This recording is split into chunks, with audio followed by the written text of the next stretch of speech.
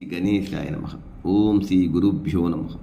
ఓం శ్రీ సరస్వత్యై నమః. ఓం నమః శివాయ. ఓం నమో నారాయణాయ. ఓం శ్రీ మాత్రే నమః. శివముక్కోటి ఈ నెల 27వ తేదీ ధనుర్మాసం మరియు మార్గశిర మాసంలో ఆరుద్ర నక్షత్రము ఏ రోజైతే వస్తుందో ఆ రోజే మనకు శివముక్కోటి, ఆ రోజే ఆరుద్రోత్సవం అని కూడా అంటాం. ఆ రోజు ఆ సదాశివుడు, ఆ భక్తవత్సలుడు, ఆ కైలాసపతి, ఆ జడల శంకరుడు, ఆ జంగమయ్య కొంచెం నిలిపోస్తే చాలు పరవశించిపోయే అభిషేక ప్రియుడికి చాలా ప్రీతికరమైన రోజు. వైకుంఠ ఏకాదశి ఆ మహావిష్ణువుకి ఎలా ప్రీతికరమైందో ఆ రోజు ఉత్తర ద్వార దర్శనం గుండా మనం శ్రీ మహావిష్ణువుని ఎలా మనం దర్శనం చేసుకున్నామో అదే విధముగా ఆ కైలాసపతిని శివముక్కోటి రోజున మనము ఉత్తర ద్వారదర్శనం గుండా దర్శనం చేసుకున్నట్లయితే సకల పాపాలు హరించిపోతాయని, అనేక కోటి రెట్ల ఫలితం లభిస్తుందని పురాణాలు ఘోషిస్తున్నాయి.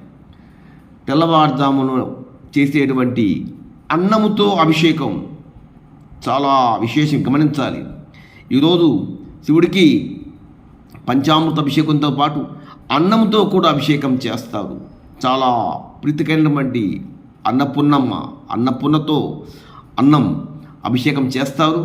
ఈరోజు మీరు ఖచ్చితంగా శివుడికి మనం దర్శనం చేసుకొని శివాలయంకి వెళ్ళి శివుని దర్శనం చేసుకొని, మరియు శివ అష్టోత్తరం అయితేనేమి, శివుడికి అర్చన అయితేనేమి, మరియు పంచాక్షరి నమశివాయ నమశివాయ నమశివాయ మంత్రాన్ని మీకు ఎన్నిసార్లు వీలైతే అన్నిసార్లు జపించండి.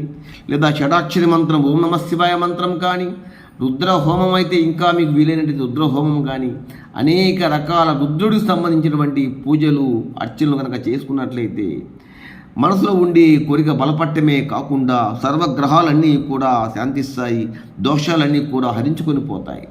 సో కైలాసపతికి తెలియకుండా ఏమి జరగదు కదా, శివుని ఆజ్ఞలేంది చీమైనా కుట్టదు కదా. సో అటువంటి పరమ పవిత్రమైనటువంటి రేపు అదే 27వ తేదీన శివముక్కోటి రోజు ఖచ్చితంగా శివాలయంకు వెళ్ళి ఆ సదాశివుని దర్శనం చేసుకున్నట్లయితే సమస్త పాపాలు హరించుకోపోతాయి. ఆవు పాలతో అభిషేకం చేయండి.